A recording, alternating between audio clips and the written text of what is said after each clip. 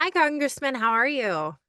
I'm well. How are you this afternoon? Very good. Thank you for taking time out of your day to sit down with me. I appreciate it. My pleasure. My pleasure. So, Congressman, to start off, um, how are you feeling as your final term is coming closer to an end? Well, it's a lot of mixed feelings, really, because it's something I've worked hard for the last 16 years to be able to be in a position that I am today, where I could possibly be the financial services chairman the next term. I had money in the bank for my reelection. The district was very favorable to me, so I could have continued on. But there comes a point in time whenever you weigh things a little differently. And my family has always been at the center of all my decisions. And right now, it's time to make them the center of my life again. And so I have, uh, some mixed emotions about leaving all of the things I've worked for, but I'm excited for this next chapter. I waited till my youngest child was a senior in high school before I got involved in politics 26 years ago.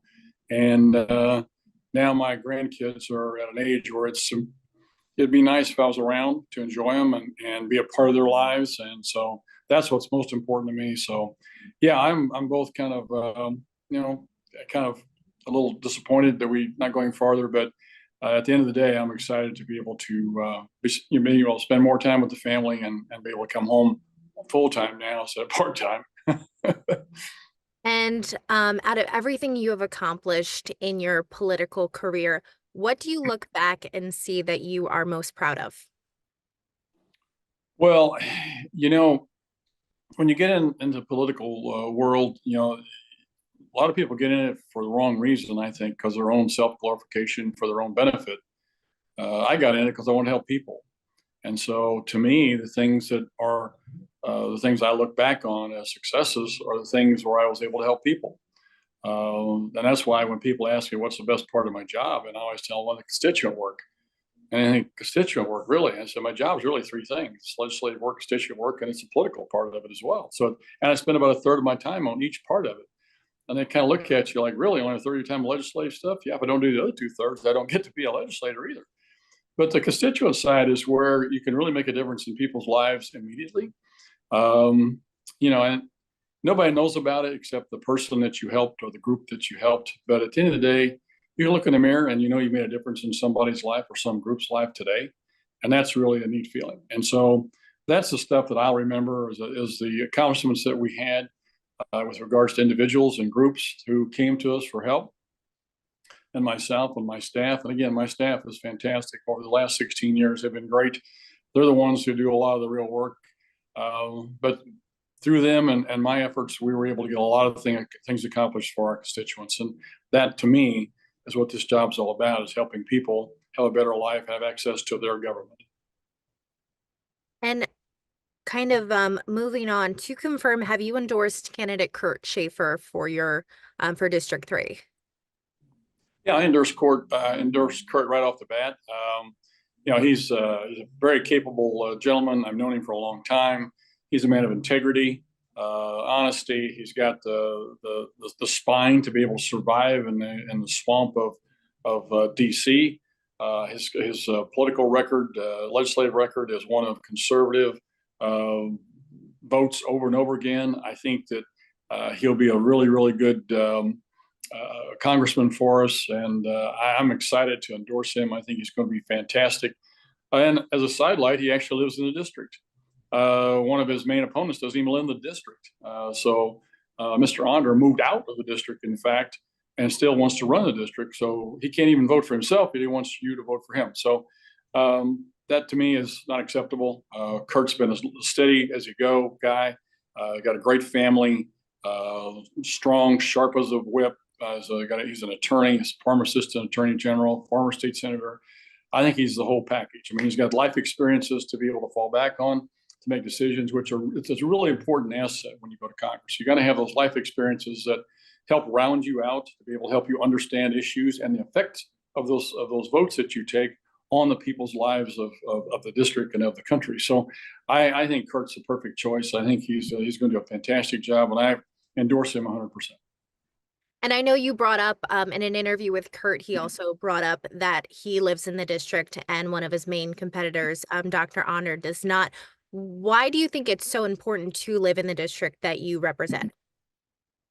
Well, I think it's important you live there because that's who you're going to represent. Those are the issues, those are the people that you're going to take to Washington, D.C. and try and represent. And yet you don't feel enough compassion for those people. You don't feel enough empathy. You don't feel enough concern about those people to even live in the district. Um, I know there's a couple of people in Congress right now that live outside their districts, but they live outside because they were initially elected in their districts, and through redistricting, they have been now they live outside their districts. This is a situation where Dr. Unger moved out of the district, knowing full well what the district lines were, because as a state senator, he voted on this map. And so now he's decided to run in the district anyway. And so a good question is to ask Bob, who are you going to vote for in August 6th for the congressional seat, Bob? He can't vote for himself. He wants you to vote for him, though. So I think, to me, it's a tenable situation. I know technically he doesn't have to live in the district, but I think it's a real slap in the face to the people of the third district, to somebody who's trying to buy this election and represent these people, and just so he can have a seat in Congress. I want somebody, like I said a while ago, my main concern is about people who actually want to represent and do something for the people. It looks to me like Schaefer, Mr. Schaefer's opponent has got a different agenda, and I think that's wrong. And Congressman, what are your current thoughts on the political atmosphere and then the rhetoric surrounding that? Well, it's always been like this, probably not at this level, but I mean, I served in the state legislature 26 years ago, and there's always a lot of back and forth. There's always a lot of skirmishing going on, and until social media and the 24-hour news cycle, you never heard a lot about it, but it was still there. Now, fast forward to today, the 24-hour news cycle and social media, and you've created some situations where individuals like to be on there and make a name for themselves. I can tell you from conversations, this is what they want to do. They don't want to govern anymore. They want to be a web warrior and be able to be on the internet and be able to be on your website tonight and your Facebook tomorrow. And that's not governing. That's being a show. So there's work horses and show horses, and those are show horses. And if you want to work horse, get somebody like Kurt Schaefer. He's somebody who cares about people. And this is what I've done my entire career. I intended to not be on TV every night. I don't want to be on TV because if you're there, you're probably not doing the job. You're probably worried about your political face rather than what you should be doing with the job you have to represent the people. So I probably take a little different look at things than most folks, but to me, this job is about people. It's about representing people and their interests and concerns and protecting them against the kind of nonsense that's going on in Washington right now. And so I spend my whole day, raising hell with a lot of the regulators in the financial services world, because that's where I spend most of my time. But I'm on the China Select Committee as well. And so we're there trying to find ways to minimize China's impact on our country as it is, and hopefully prepare ourselves for and not have to be using our preparedness with regards to them going into Taiwan, and then we go into a meltdown. But I think that this is about doing your job of representing the people, looking out for the welfare of this country and the best interests of a country, and working with the people around you to get that done. You can't get things done if you're going to be there's no I in team. If you're going to be a star on TV all the time, you probably aren't a team player. You're probably not going to get stuff done. And I am proud of the things I've accomplished. And you can go look at some of these people who you see regularly on TV, and I can tell you, because I know them, and I know their records, between them all, they probably haven't got passed enough bills to fill one hand. So I do that in 1 year. And so I just think that there's a better way to go about this. And I think somebody like Kurt Schaefer is a perfect guy to take my spot. Somebody who represents those kind of ideals and ideas to try and get through the muck and the muss of DC and get things done. It's hard work. Governing is hard work. And whenever you're spending time on TV, you're probably not doing the grunt work it takes to get bills passed by talking to people and convincing them one-on-one what the issues are and what you need to be doing to be able to get stuff accomplished. And that's where I spend my time, and my staff spends their time, trying to get stuff accomplished for the people of our great district in the state of Missouri.